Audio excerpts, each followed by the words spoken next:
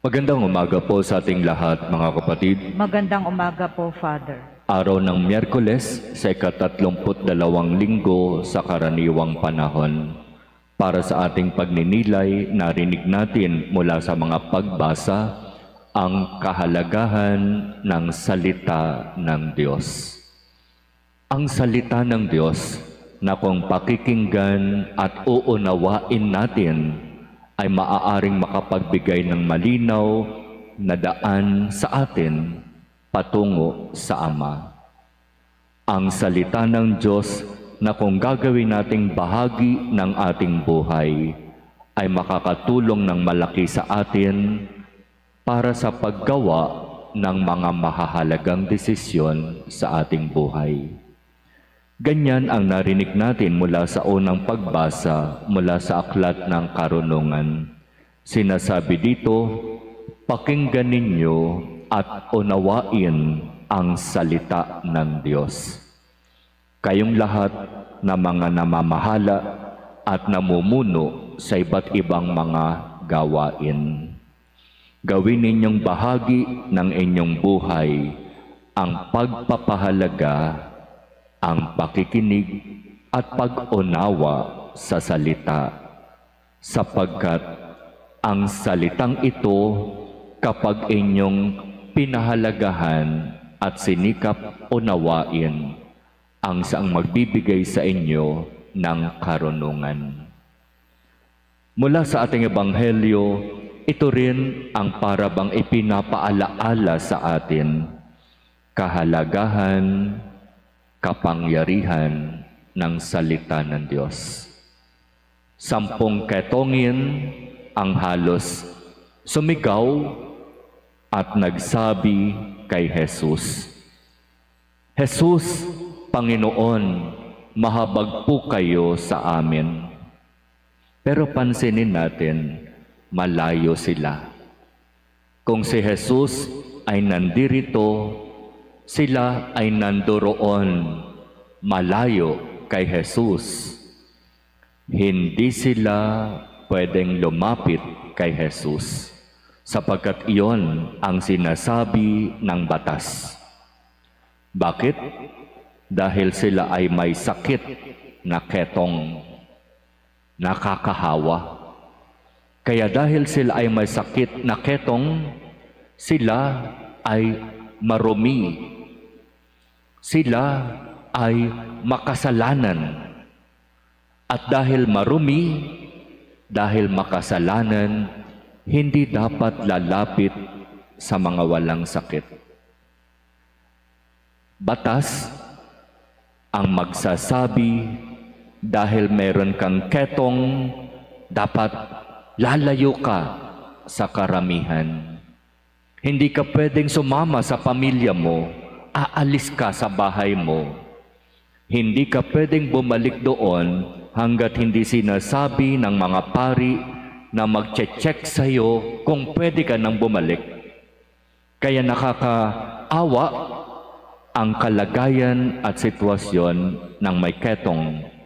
Kaya iyon yung dahilan kung bakit itong 10 may ketong nandun sila sa malayo at sumigaw nang makita si Jesus, "Mahabag po kayo sa amin, Panginoon." At ano ang sabi ni Jesus? Humayo kayo at magpakita, magpasuri sa mga saserdote, sa mga pari, sapagkat ayon sa batas, ang mga pari lamang ang makapagbibigay ng go signal na pwede na kayong bumalik sa pamilya at bumalik sa community. Humayo kayo at pakita sa mga saserdote. Sa mga salitang ito ni Jesus, gumaling ang ketongin. Sabi ng Ebanghelyo, samantalang sila'y naglalakad papunta sa mga pari, sila'y gumaling. Ganito katindi Ganito ang kapangyarihan ng salita ng Diyos.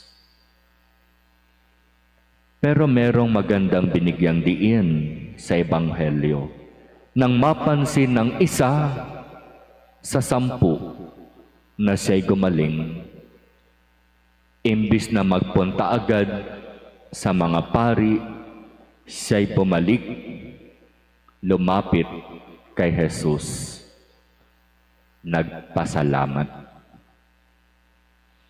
Nasaan ang 9? Hindi ba 10 ang pinagaling?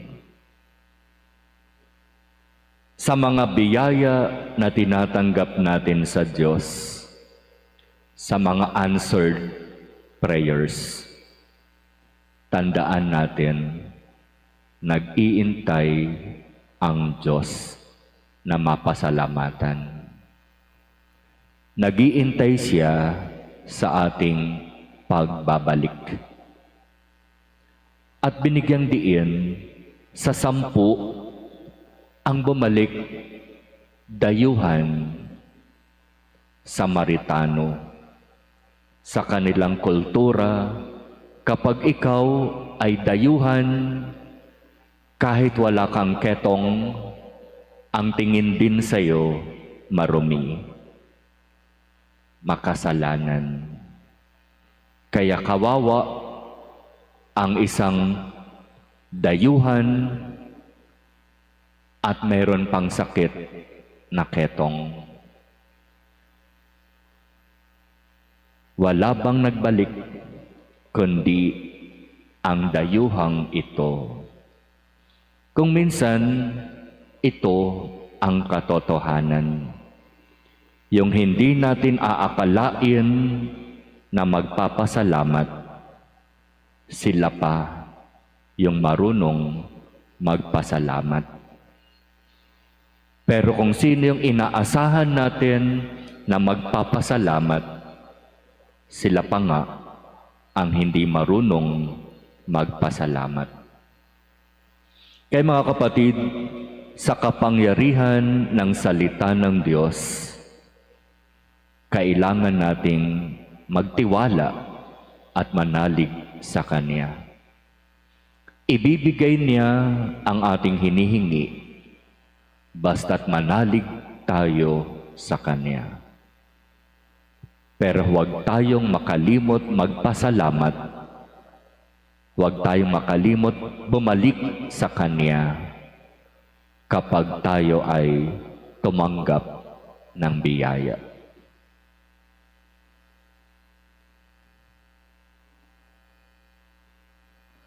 Amen.